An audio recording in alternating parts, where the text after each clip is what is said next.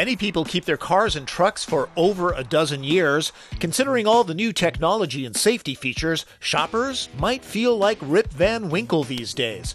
Cars have seen monumental changes in the last 30 years.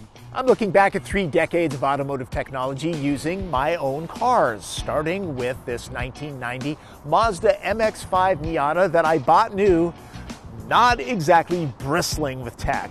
This is about it. Reminisce with me. CD players were scarce in automobiles. There's one airbag. Engines were started with physical keys, and few had built-in anti-theft chips. Cars were fairly easy to steal. In the early 90s, anti-lock brakes, electronic traction, and stability control were rare. This car has none of that. It's still a hoot to drive, but large bumps cause body quiver. Modern MX-5s eliminate that by using ultra-high-strength steel. From 1997 to present day, the Volk family has owned a total of 4 Volvo station wagons. Unfortunately, emphasis on the word total. The first 3 protected my wife and children very well, no fault of their own. It's in this time period, from the mid-90s to this 2008 model, that cars, and not necessarily just Volvos, did a lot more to protect passengers. 6 airbags became common, side impact units being especially valuable. Advanced seat designs helped reduce whiplash. Anti-lock brakes plus traction and stability control systems became expected, then mandatory by 2013. In 2008, blind spot warning was cutting-edge stuff. New user interfaces allowed features to be tailored. GPS navigation systems were still uncommon, fussy, and expensive. Automatic braking began appearing around 2008. Wish this car had it, since it's the one my kids drive. Bless my wife's frugal heart, she chose a Kia Soul for its practicality and value. The milestone here? Premium features migrating to budget cars. When she bought it in 2012 for, if I remember correctly, $23,000, the appeal was a lot of tech trickle down from luxury cars, starting with keyless ignition, no pun intended, also a pretty good user interface for the day. It even came with a Navi system that was rare in budget-priced vehicles. The backup camera will soon be mandatory. Nearly all cars now have USB ports and Bluetooth for phones. The trend is towards thin sidewalls for less flex while cornering, and unfortunately a rougher ride.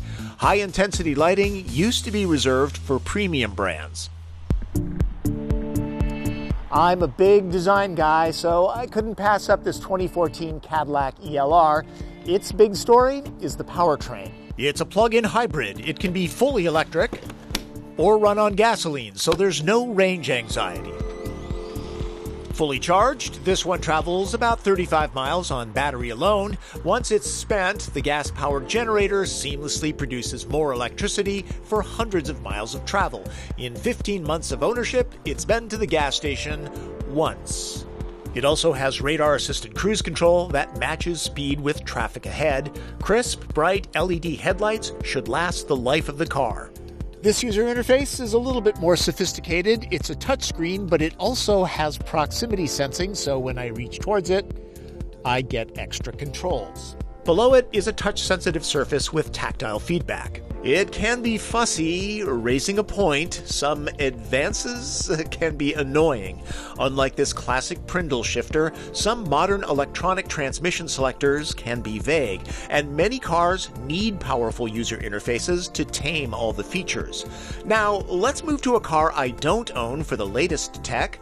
The iDrive interface in the 2017 BMW 530i now gets touch sensitivity in addition to the classic knob operation.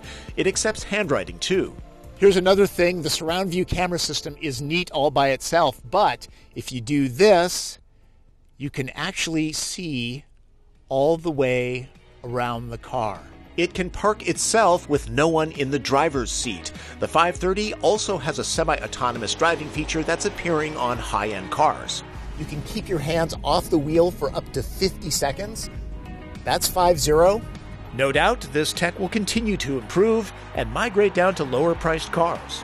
All these modern features are great, and they may help save your life, but don't forget, buy the car you love. You just might keep it for 3 decades.